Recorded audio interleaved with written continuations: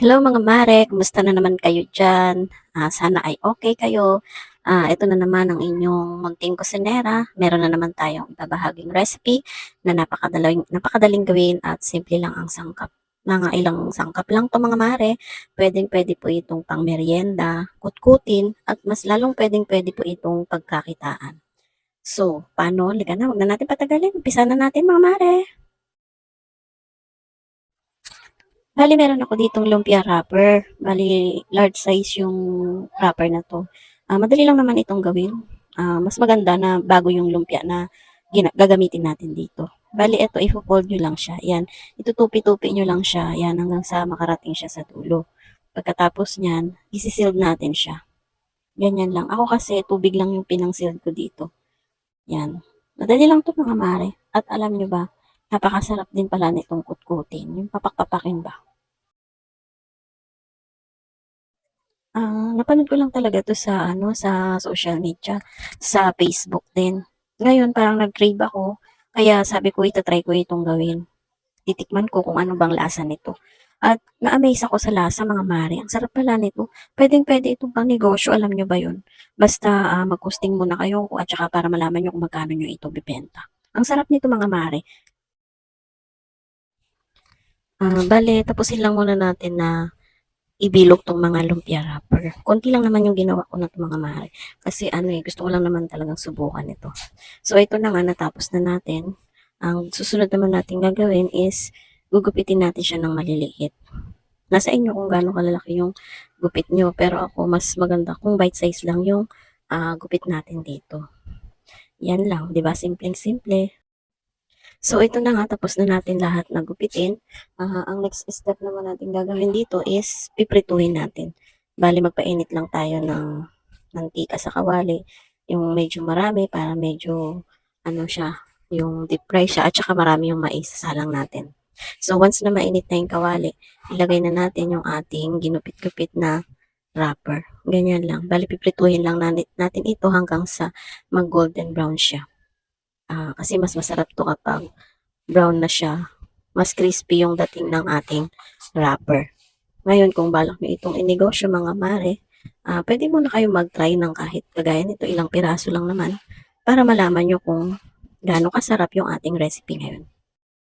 Sa pagpiprito naman natin ito mga mare, huwag nyo pong lalakasan masyado yung apoy para hindi siya mabilis masunog. Kasi madali lang naman itong maluto. Once na nag golden brown na ito, pwede na natin itong hanguin. Kagaya nito, okay na po ito. Bali, hanguin na natin. Ilagay natin sa sa strainer para mabawasan yung excess na mantika. Bali, lutuin lang natin ito lahat bago. Pag naluto na po ito, medyo palamigin natin ng konti bago natin lagyan ng mga coating. So, ito na nga, luto na. Ayan, at napalamig ko na yan ng mga ilang minuto.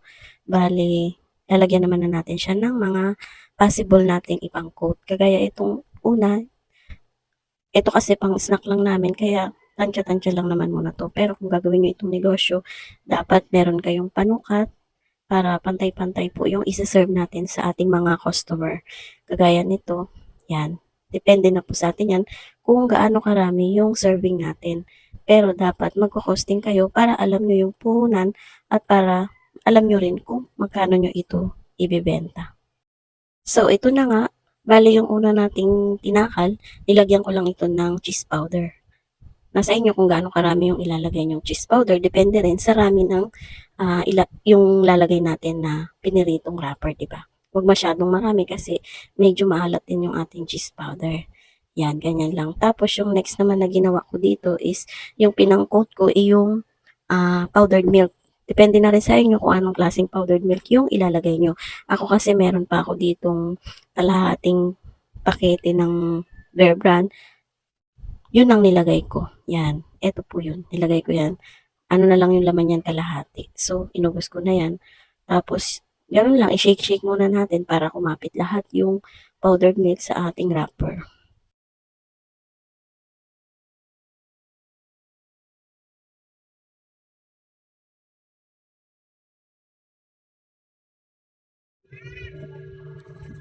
At ito na nga mga mare, tapos na ang ating pagko-coating.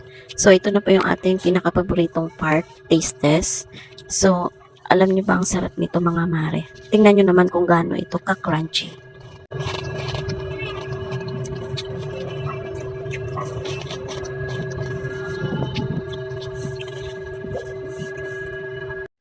Bali mga mare, sa aking palagay, kung ano yung mas masarap dito. Parehas silang masarap sa totoo lang ha. Kasi ito,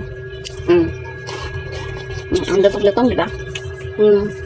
Masarap yung combination din ng cheese dito sa wrapper. Pwede rin po ito lagyan ng mayonnaise, sausaw sa mayonnaise. Masarap siya mga mare. Ngayon, dito naman sa powdered milk na nilagay natin, tingnan natin. Crunchy. Masarap din siya mga mare. Yung powdered milk, tama-tama lang yung tamis niya. At saka nagbalanse siya doon sa wrapper. Kasi yung wrapper ngayon medyo may alat na siya konti, diba? Tapos inano sa milk powder. Ang sarap ng combination. Ang sarap mga mare. Bale, masasabi ko lang sa inyo ngayon mga mare, nasa sa inyo kung ano yung pwede nyong ipang-coat kung gagawin nyo itong negosyo. Pwede naman parehas siya. Bali, pipili na lang yung customer kung gusto ng powdered milk or cheese powder, di ba? Pero ang masasabi ko lang po is napakasarap niya. Pwedeng-pwede itong pang-snack. Pwedeng-pwede rin itong pang-negosyo. Halimbawa, nanonood kayo ng TV, maganda po itong kain-kainin habang nanonood kayo ng TV. Kaya, so, mga mare, sana subukan nyo itong ginawa nating recipe ngayon, di ba? Bali, ilang pirasong wrapper lang, 10 pieces lang yata na wrapper.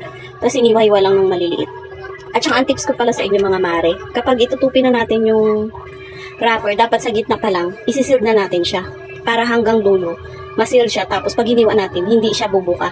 Hindi bubuka yung bandang dulo ng wrapper kapag ginugupit na natin. Kasi yun yung na-experience ko ngayon sa ginawa ko. Actually po, first time ko lang itong ginawa. Bali, nanood lang kasi. May napanood ako sa TV mga vlogger na ganito. So, trinay ko. Sabi ko, maganda rin pala itong pang negosyo at saka pang merienda talaga. Pang snack ba? Kutkutin yan. So, sana mga mare, subukan nyo to at masarap po siya talaga, promise. Nasa inyo kung anong gusto nyo, kung powdered milk or cheese powder. O, diba? So, paano mga mare, hanggang dito na lang muna ang ating video. Salamat po sa panonood at please, paki-subscribe naman po ang aking YouTube channel at ang aking page para po ma-update kayo sa mga bago ko pang video na i-upload. Okay po mga mare, salamat sa panonood. Until my next video, bye! Ingat po kayo, God bless!